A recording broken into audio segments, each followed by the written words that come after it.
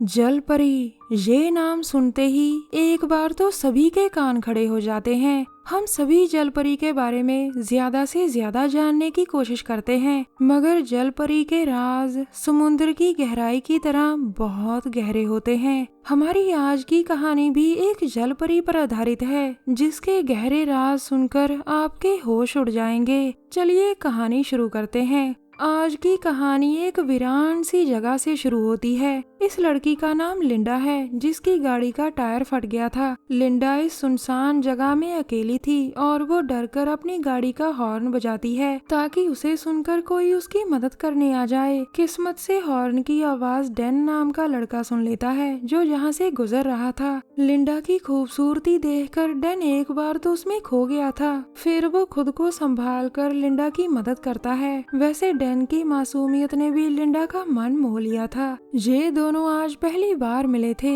और पहली ही मुलाकात के बाद दोनों में गहरा प्यार हो गया था। कुछ दिनों बाद लिंडा और डैन ने शादी कर ली थी। दोनों ने अब फैसला कर लिया था कि वो शहर की भीड़ भाड़ से दूर एक नया घर खरीदेंगे। इस चश्मे वाले का नाम ली है, जो एक प्रॉपर्टी डीलर था। ली के पास एक शानदार घर था और उसे ही खरीदने डैन यहाँ आया था। अगले ही दिन डैन ने ली से घर खरीद लिया था और उसने इस घर का नाम अपनी बीवी के नाम पर रखा था। इस भारी बदन वाली लड़की का नाम सिना है और इस लड़के का नाम पिंग। ये दोनों डैन के नौकर थे और उसकी हर जरूरत का ख्याल रखते थे। ये दोनों भी अब से डैन और लिंडा के साथ नए घर में ही रहने वाले थे। घर की खूबसूरती और उसके नजारे देखकर ये दोनों बहुत खुश थे। कुछ देर बाद पिंग बचपन से ही बहुत डरपोक था। रात को जब वो बिजली की आवाज सुनता है तो बहुत डर जाता है। इसी डर की वजह से उसे आज नींद नहीं आ रही थी और वो सिना के कमरे में आ जाता है। अब उसके सामने जल परी थी, जो सो रही सिना के पास बैठी थी। जल परी को जहाँ देखकर पिंग हैरान होता है, मगर उसे लगता है कि ये उसका वहम है। जब उसे जल परी नजर आनी हट जाती है तो वो सिना को उठाने की कोशिश करता है। इसी दौरान उसके हाथ जल परी का शेल लग जाता है, जो बहुत खास था। दरअसल कई मछलियों की स्किन पर बहुत सारे शेल्स होते हैं, जिन्हें लोग मछली पकाने से पहले उतार देते हैं। अब जरा प्रॉपर्टी डीलर ली की जिंदगी पर नजर मारते हैं। ली के पास बहुत सारा पैसा था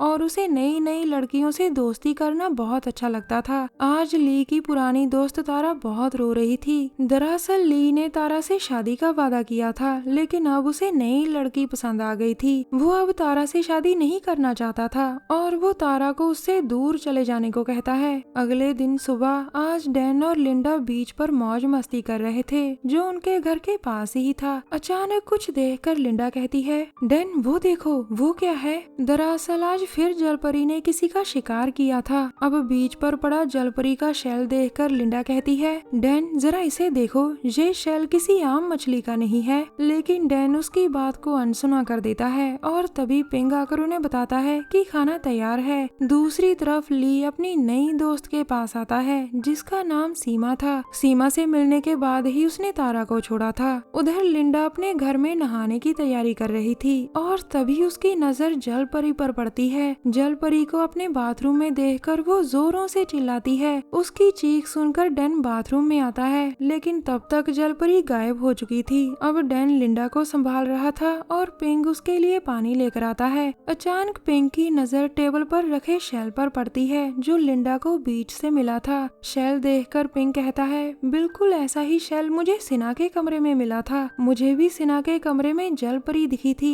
मगर मुझे लगा कि वो मेरा वहम है। उसकी बात सुनकर लिंडा और भी डर जाती है, जो पहले से ही बहुत डरी हुई थी। उसी रात जब सिना सोने की कोशिश कर रही थी तो उसे लगा कि जैसे कोई पिंग के कमरे की तरफ जा रहा हो। वो जल्दी जल्दी उठकर पिंग के कमरे में आती है, जहाँ उसके सामने जल परी थी। इस बार जल परी पिंग के ऊपर थी और उसे देखकर सिना बेहोश हो जाती है। सिना के गिरने की आवाज सुनकर पिंग जाग जाता है, मगर तब तक जलपरी गायब हो चुकी थी। अब पिंग सिना को उठाने की कोशिश करता है और वो डैन को भी आवाज देकर बुला लेता है। पिंग की कोशिशों के बाद सिना को होश आ जाता है और वो कहती है, जब पिंग सो रहा था तो मैंने उसके ऊपर जलपरी देखी थी। उसकी बात सुनकर लिंडा डैन से कहती है, देखा, मैंने कहा था कि हमारे घर में जलपरी का भूत है। ये सुनकर डैन पिंग से कहता है, तुम प्रॉपर्टी डीलर ली के पास जाओ और उससे सच जानने की कोशिश कोशिश करो। अगले ही दिन सुबह पिंग ली के पास पहुंच जाता है और उसे जलपरी के भूत के बारे में सब बता देता है। पूरी बात जानकर ली कहता है, मैंने जब घर बेचा था तो वो बिल्कुल ठीक था। जरूर तुम लोगों ने बुरे काम किए होंगे, तभी तो तुम सालों को भूत नजर आ रहे हैं। अब दफा हो जाओ यहाँ से पापी।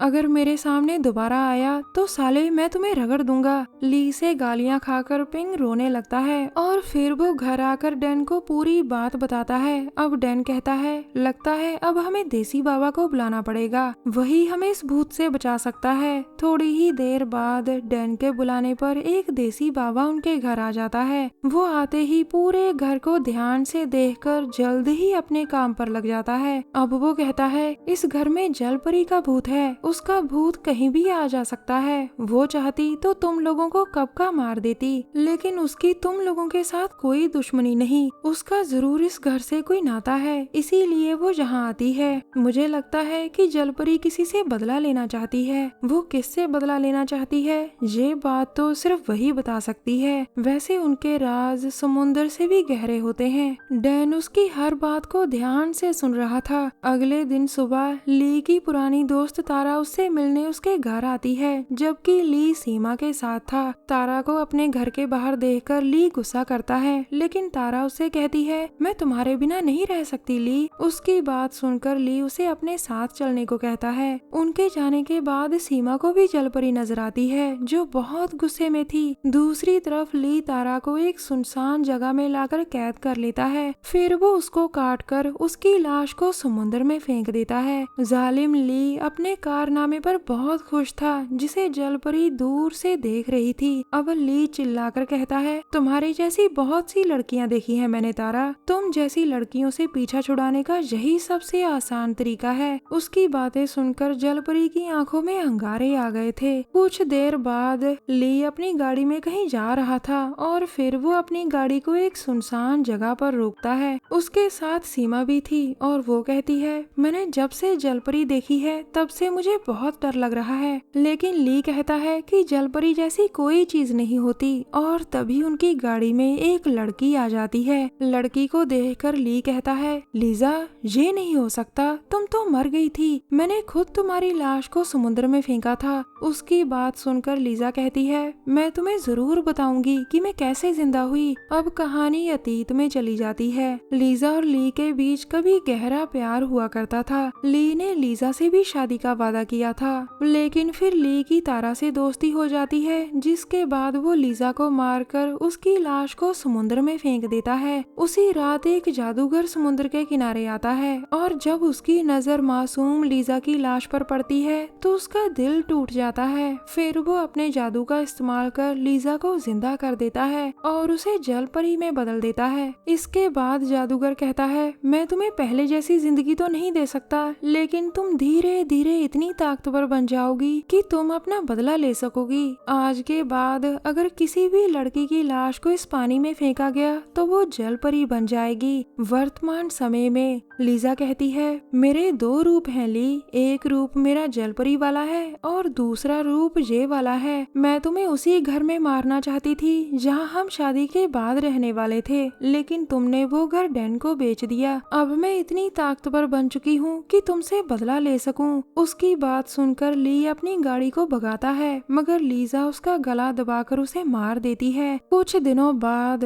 अब डैन के घर में कई दिनों से जलपरी नजर नहीं आई थी, जिसके बाद देसी बाबा कहता है, लगता है जलपरी का बदला पूरा हो चुका है, अब वो कभी वापस नहीं आएगी। इतना कहकर वो वहाँ से चला जाता है, मगर लिंडा को अभी भी घर में डर लग रहा था। डीन उसे समझाते हुए कहता है, अब तुम्हें डरने की कोई जरूरत नहीं, लेकिन अगर तुम चाहो तो हम ये घर अनाथ आश्रम को दान कर सकते हैं। और हम दोनों नए घर में चले जाते हैं। कहानी के आखिर में डैन और लिंडा ने अपना घर दान कर दिया था और वो दोनों नए घर की तरफ बढ़ते हैं। हमारी जलपरी को एक नई दोस्त मिल गई थी और इस नई दोस्त का नाम तारा था। हमारी वीडियो देखने के लिए धन्यवाद। प्लीज हमारे चैनल को जरूर सब्सक्राइब करें। मिलते हैं अगली वीडियो में, तब तक के लिए नमस्कार।